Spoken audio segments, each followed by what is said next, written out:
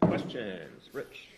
Mr. Mayor, is there anything you can do with your considerable powers of persuasion to convince your friend Mike Generis not to kill the Amazon?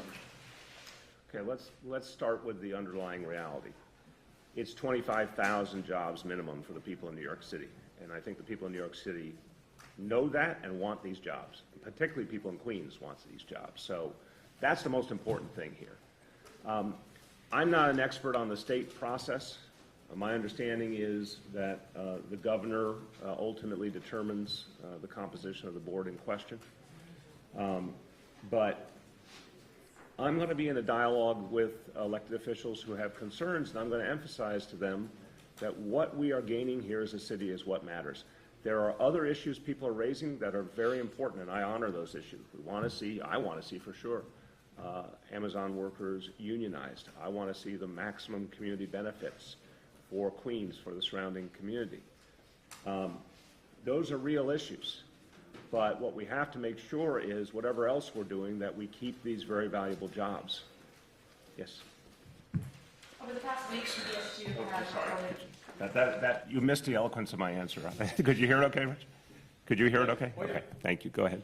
Over the past week, CBS2 has reported on at least half a dozen homeless families that have been moved out of city shelters and relocated by DHS to houses in New Jersey at a taxpayer expense that don't have hot water, don't have heat, and are ultimately deemed uninhabitable by inspectors in those cities. Now, these houses are run by private landlords, and I'm wondering what you are doing to direct the DHS commissioner in identifying all these families and stop working with unscrupulous landlords in New Jersey. Commissioner, I appreciate the question. Commissioner Banks and I have had this conversation. It's an unacceptable situation. He knows it's unacceptable. He would never be party to anything like this himself, given his decades of being an advocate for the homeless.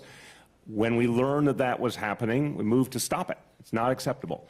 So the concept of helping people to get to a place that is right for them is a good policy, but not if it involves unacceptable housing. These families say that they were in there for months trying to report the conditions to DHS and to the city, but were ignored, and they lost many of their resources they had in New York City for tenants. So I don't understand that respectfully. The first part, if they were trying to report bad conditions and our agency did not follow up, that's a problem, and people will be held accountable for that. But that second part you said I didn't follow. They lose out on resources like calling 311 and being able to take the landlords to housing court because they're no longer in New York City. Well, that's a different matter. I just want to be cautious here. The notion, this is always done on a voluntary basis. If someone says, I want to go somewhere else, and that's their desire, we're trying to facilitate that. That is in the interest of that person, that family. Put aside where something has gone wrong. Something's clearly gone wrong here. I'm just going back to the bigger idea. Someone says, I want to go to New Jersey, the cost of living is less, I think I can find opportunity there. We offer help. That is in interest of that person, that family. It's also in the interest of the taxpayer here in New York City. We need to make sure that situation is fair. That's the bottom line. If someone goes to New Jersey and you can't call 311 in New York City, that shouldn't be a problem if you have ended up in a decent situation. We have to make sure it's a decent situation. A lot of these families, though, say that they did not choose to go out of state, that they felt pressured into going I want to challenge that. I haven't talked to the families to hear their perspective, but I do know what the policy is and that we believe strongly in this policy. No one's pressuring people, giving them an option. If they don't take the option, they remain in our shelter system. So I want to be clear. If someone shows me an instance where there was anything inappropriate, we're going to act on it. But I want to affirm to you the policy is, and it's quite consistent, that if someone does not want to take up one of those opportunities, they don't have to. They remain in shelter for better or for worse. We don't create the ideas out of thin air. What typically happens is someone says, I have family somewhere, or I used to live somewhere, or I think I can get a job somewhere. We don't know how to construct that for people. They have to have their own idea of where they want to go. Yes? Lynn Patton on Twitter for the past couple of days since you announced the agreement with Ben Carson has been talking about what she can or cannot do, or what HUD can or cannot do under this agreement. One of the things she says is that HUD is able to remove leadership That's not how my interpretation. That's not my interpretation either. It's not the lawyer's interpretation. I don't spend a lot of time on Lynn Patton's Twitter feed. There's a lot. I only hear from others. It is often inaccurate, is what I can tell you. Go ahead. So just an additional follow-up on NYCHA is Cuomo also responded to the deal over the weekend and yesterday, saying it was bad, it was a political decision. But he did also say that he may be getting $450 million. I don't know if you talked to him about actually getting that money. The conversations I've had with him previous to the deal, and we talked several times, and obviously we've talked about NYCHA over the last couple of years, was that when the monitor was in place, the $450 million would be released so we can get to work fixing these problems. And we need that money. I think it is imperative that that money get to NYCHA so we can continue to fix roofs and boilers and elevators and all the things that people need. Marcia. Mr. Mayor, I have two questions about Amazon. The first is I spoke with Senator Gineris this morning, and he raises the question about the tax breaks. He said that yesterday the state had to say that its tax revenues were down by $2 billion, and he said that the math doesn't add up. If you have a loss of $2 billion, how does it make sense to give $3 billion in tax breaks to Amazon? Could you comment about that? Sure. This is state law, and I really want to beseech everyone to report the full truth here. These are incentive programs that have existed in state law for a long time. You can check the dates of the votes that members of the Senate and the Assembly took to authorize these programs. These were, with the exception of one piece that the state negotiated separately, automatic incentives for companies that created jobs, new jobs in New York City, for companies that located their businesses in the outer boroughs. Now, I want to bring you all back to the 421A example. 421A was on the books for a long time. It was a way of, in theory, spurring development in a city that for a long time needed something to get people to invest here, because if you go back to the 70s and 80s, we were a hemorrhaging population. There was a lot of people didn't want to invest in New York City anymore, so 421A was created to encourage investment. When I came into office, we said 421A is outmoded. You got all sorts of places where there's plenty of investment. Why are we giving away a tax break? Let's change it. Let's make it more rigorous. Let's get more bang for the buck. Let's get more affordable housing. Let's limit how it can be used. Lo and behold, we got that done in Albany. If folks don't like the current state economic incentive policies, change them. But we have deep respect for the concerns the critics are raising, but I would say go look at the history, look at everything that the state has done and all the votes that were taken. And if this is the wake-up call moment and people are saying now we want to change our policies, great, change them going forward. But the other thing to remember is whatever the state's fiscal situation right now, they're talking about this upcoming year. The jobs deal with Amazon and the revenue we expect to get from it and the incentives they're getting play out over a decade, 2 decades. So that money is not all coming in 1 year. The revenue is not all coming in 1 year. The incentives are not all happening in 1 year. And the incentives only happen if they produce the jobs. If they don't produce the jobs, they don't get the incentives. Last point I want to make is we, in our negotiations with Amazon at the city level, they asked for tailor-made additional subsidies. We said, no, we don't do that anymore. Previous administration did that. We don't do that. The state chose to do one piece, but again, overwhelmingly, it was automatic incentives that any company would have won. So I have one follow-up question. So when I spoke with Senator Gineris this morning, he said the Amazon deal should be stopped. So based on his feelings, would you call on Governor Cuomo not to approve his appointment to the Public Authority Board when he might have the power to stop the deal? I'm not going to get involved in what the governor has to do as governor making that decision. I want to respect that that's something the governor has to weigh according to a lot of factors. I do want to say I have a lot of respect for Senator Gineris. He and I work very, very closely together. He, as you know, is the lead sponsor of something I care very deeply about, which is the millionaire's tax for the MTA. We are very close. If he's concerned about the bigger policies around incentives, he's in a great position to do something about it going forward. But whatever happens, we cannot lose 25,000 to 40,000 new jobs. That's the bottom line. Anything else people want to work on to improve the deal, I'm happy to have that discussion all day long. But the city of New York cannot lose 25,000 to 40,000 new jobs. What would that do to the economy? it would undermine the progress we're making. Look, I get this debate. I think it's a very honest and real debate. I think more and more people in the city and all over the country are demanding more accountability from corporations and from government. I think that's great. But I also am the steward of the future of this city.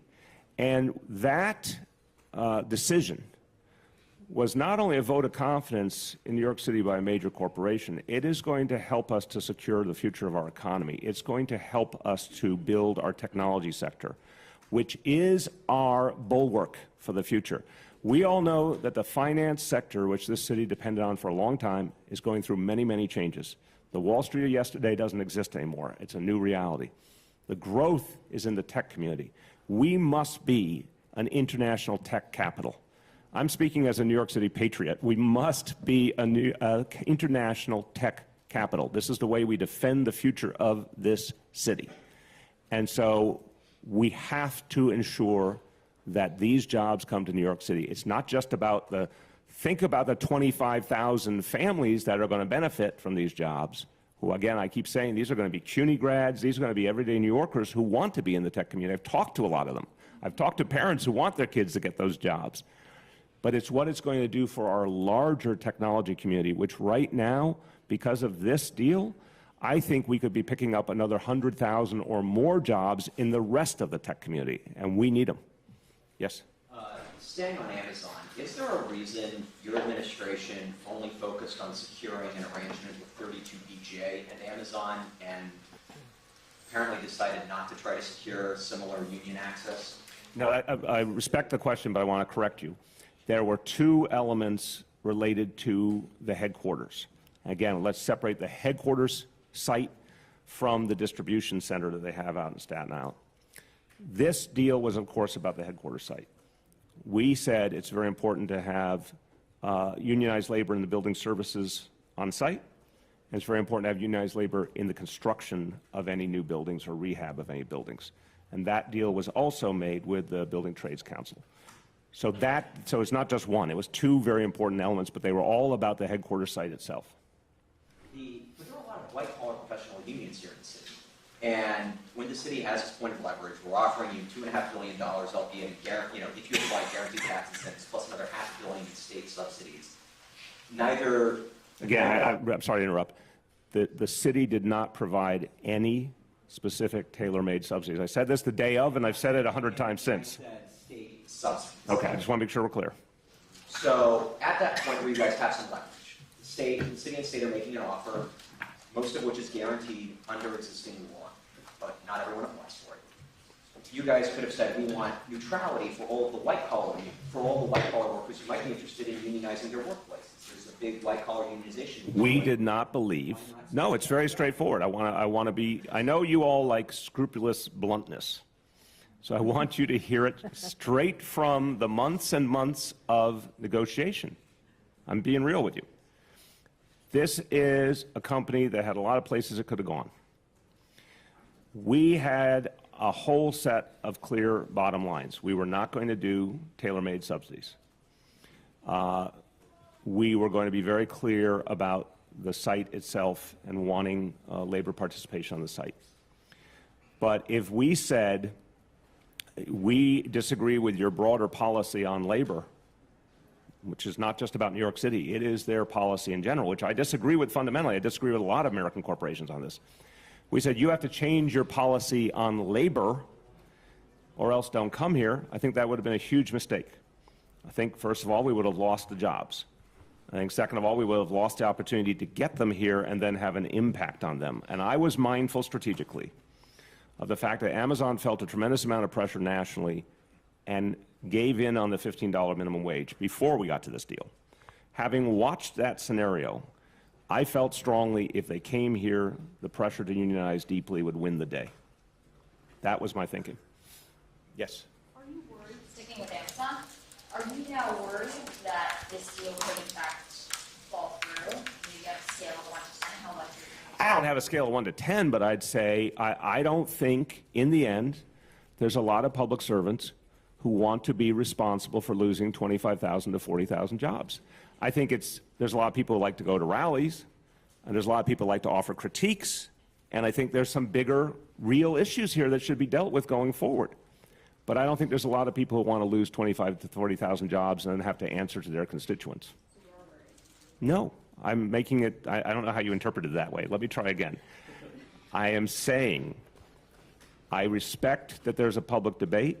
I think some of the concerns are heartfelt, but I don't believe that when it comes down to it, anyone will want to actually be responsible for losing 25,000 to 40,000 jobs. I think, you know, I said to you guys the day we announced, if we had lost it to Dallas, or if they had all gone to Washington instead of half, you all would very legitimately say, how did you manage to lose Amazon? You would have. Let's be real. Hold on, just 1 second. You would have said, you guys just lost a golden opportunity.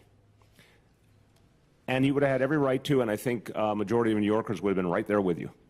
So now that we have it, I'm standing by what's good about the deal, and I'm going to work incessantly to improve upon the deal, and I think we have a lot of room to improve upon the deal. But I don't think anyone would want to take the blame for losing the biggest jobs deal in the history of New York City, and that's why I believe it will go through. Yes, Juliet. Other than the jobs issue, how do you make this more palatable to the people who are opposing it, without alienating Amazon? Well, I'm not overly worried about alienating Amazon. I mean, Amazon at this point agreed to a deal. I think there's a very good reason now for them to stick to their deal. I think they have to wake up and smell the coffee that something's changing in our country. And they did already on the $15 minimum wage. I want to give them credit. I want to give them credit for that. A lot of companies haven't done that. They did do that. So I think their stance on unionization reflects a different time. And now that people are more and more concerned about decent wages and benefits, I think Amazon's going to have to reconsider that. I think their stance on ICE, which is unclear at this point, but I think, again, I think in the world we're living through right now, I would hope and I would believe that the more information they receive about the concerns about them having a corporate relationship with ICE, the more they'll reconsider. But that's all on them. What can you do to make this more palatable to the public and to the people who are just opposed? I think fighting for more community benefits, showing that the jobs and the real benefit of the presence of Amazon will go to neighborhood residents, like the folks at Queensbridge Houses, walking distance, showing that this is really going to benefit our broader tech community, more and more jobs for New Yorkers who want them and need them. I think, continuing to keep a focus on unionization. If they agree to unionization or if they even agree to neutrality, that's going to be well received. And again, if the bigger impulse here is, and I would commend that impulse, that the people of New York City and New York State want to reconsider economic incentive programs, there's a legislative session going on right now. Let's do that. Let's do it. Why are we having a discussion about a deal that was already struck when these exact same incentives, no one's moving to change? I'm sitting here with an expert on Albany who, for decades, worked on the details of all sorts of legislation. They could be changing that legislation right now. I would welcome it. Because we already said we're not doing tailor-made economic incentive deals anymore. So, great. You want to fix it going forward? Fix it. Way back. Mr. Mayor, why weren't more community benefits worked out before this deal was announced? Well, I think the community benefits we got were substantial. I do, and I think that I often say it's not where you start, it's where you end. We felt very good about the public space, the space for a public school, the commitments in terms of training and recruiting. We thought there were some very good elements in that deal, and we knew that we'd have an opportunity to expand upon them. But I do want, again, I'm trying to give people a little bit of window on the process. You can bargain from a sort of idealistic position and at a certain point lose your deal and watch as Dallas celebrates their new headquarters. Or you can say, we're going to push hard, and when we feel like we're at that point, that breaking point in negotiations, we'll take a good deal, and then we'll expand upon it. Once they're here, they're on our turf. So that was our thinking. We were going to go as far as we could in the negotiations, but with the imperative that we needed these 25,000 to 40,000 jobs. Who hasn't gone yet, Joey?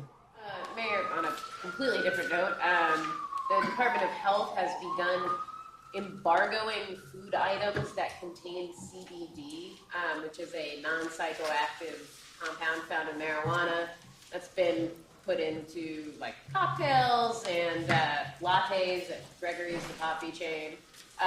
Just starting last month, and a couple of bakeries and places have had their food sort of seized and embargoed, and being told that they can't sell them because while CBD is legal, it's not been deemed safe as a food additive. I'm just curious if you're aware of this policy change and what you make of it. I will follow up with the Department of Health. Look, the Department of Health is the gold standard for public health in this country. And if they have a concern, I have a concern. I have not had this conversation with them directly, but I think they are often on the cutting edge of identifying problems and addressing them. So let me have that conversation. We'll come back to you. There's someone over here? Yes.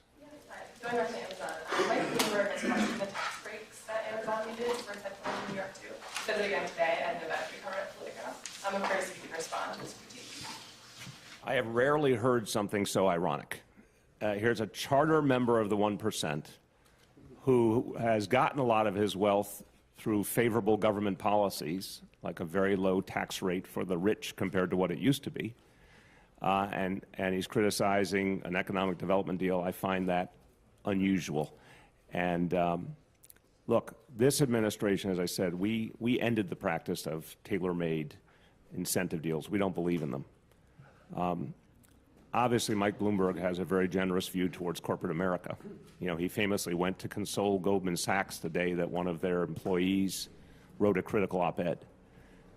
So he and I have a very different worldview on these matters. But again, I think the bigger question is where he and all the super rich got their wealth and how much of that was based on favorable government policies. Time for two more. Yeah. I can go back to NYCHA for a second. Sure. Your administration came in and found an organization, struggling to pay its bills, alleviated some of the short-term operating concerns. But it took your administration 5 years to come up with a plan that substantively addresses NYCHA's massive maintenance. That's inaccurate. You're inaccurate off the face. Have you read the Next Generation NYCHA plan from 2015? It sat on the shelf for 3 years. Respectfully, I appreciate your aggressive, hard-charging style, but you're just inaccurate. That plan was put into effect, and it's part of why we were able to make real progress. I mean, let's just deal with facts. When we came in, it was on the verge of bankruptcy. Again, I urge you to look at the previous two mayoralities and what they did or didn't do towards NYCHA. But we came in and found an organization on the verge of bankruptcy. We took a whole series of actions to right the ship. We had an organization that was dealing with a very serious public safety problem. We took a whole series of actions with NYPD to address it, and actually, to the great credit of residents, NYPD really turned the corner in a lot of developments. We started the work on development on sites. We did a whole host of changes in the repair structure. We ended the payments to the NYPD for police services, which was outrageous, had gone on for decades. We ended the payment in lieu of taxes, which had been going on since the 40s. A whole series of things happened to address the changes. And I remind you, for example, on issues like mold, which are very serious, the plan we put forward to fix 900 roofs was announced before you ever heard of anything from the U.S. Attorney or DOI or anything else. So there was a whole series of things happening. There were clearly things we didn't know, which I'm very upset about, and I've said before that had we known, we would have addressed immediately. But I just want to be clear. I'm perfectly comfortable taking the rest of your question. I just want to say, do not belittle, and I'm asking for accuracy, that there was a plan and the plan was being implemented. Was that plan enough? No, and we came to realize that, which is why we came up with a new plan. Deputy Mayor Alicia Flynn called a 50-50 infill development proposal, which has been jumped, a failure, and she added, you can quote me on that.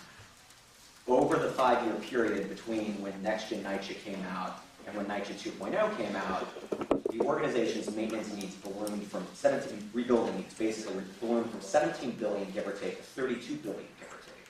How can you consider that a success? Okay. Again, I'm not, you're using the word success.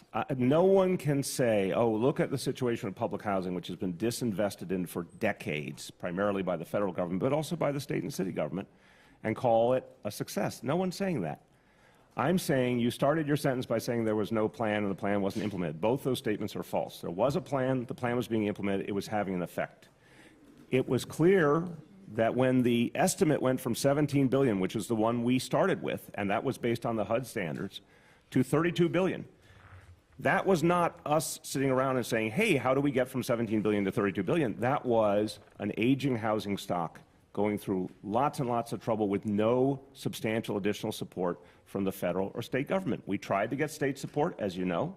It was withheld by the state. We tried to get federal support, except for one piece that Senator Schumer was crucial in helping us achieve. There was no new additional federal support. So it's not surprising that the buildings got worse and worse, but the city kept investing more. The one place you saw steady investment was the city of New York. So let's be real about the problem. The entire concept of public housing was that it was chartered by the federal government on the assumption of adequate federal support, and that started to change with the election of Ronald Reagan in 1980, and it got worse and worse and worse. So I have faith that we were doing the things within our power to do, but we also recognized there were other tools that we could use, and we added those tools, and we're going farther. And one thing that's good about this settlement is it clears the road to get to the day, which I hope is 2020, when we will have a chance to get the actual level of federal support we need to truly turn the tide at NYCHA. Time for one more. Rich, let me do some more. So, Mr. Mayor, just wondering whether or not anyone from Amazon has ever called you to complain about the welcome that they get in New York, which is basically a kick in the pants about everything. And do you hope that those white-collar workers in Long Island City will be organized by some labor organization eventually? I believe in unionization across the board. Now, I will be the first to say, I think you'd agree, there are certain levels of white-collar employees that historically have not unionized at all. So there's, a point at which it might be a practical idea, and there's another point at which I would say it's not particularly common. But I believe in unionization. I'd like to see it be as widespread as possible. No, I have not gotten a call complaining about it. The only conversations I've had with Amazon leadership, and that was not long after we announced the plan, was me saying, we're going to keep pushing you for more community benefits, and that is the right thing to do. That was really the only serious conversation. Yes? This is something that I had asked what's going on, or actually an update on, but I know the City Council approved the legal defense funds for public officials, Yeah. and I'm curious if there's any update on sending yours up. Well, it just happened, so we will start to put it together. We don't have a specific plan yet, and we want to obviously see if and when it got approved. And there's rules that have to be now promulgated, as I understand it, by the Conflict Interest Board, so that will govern ultimately what we do. But as we look at the facts and figure out how to structure it, we'll get going. Thanks, everyone.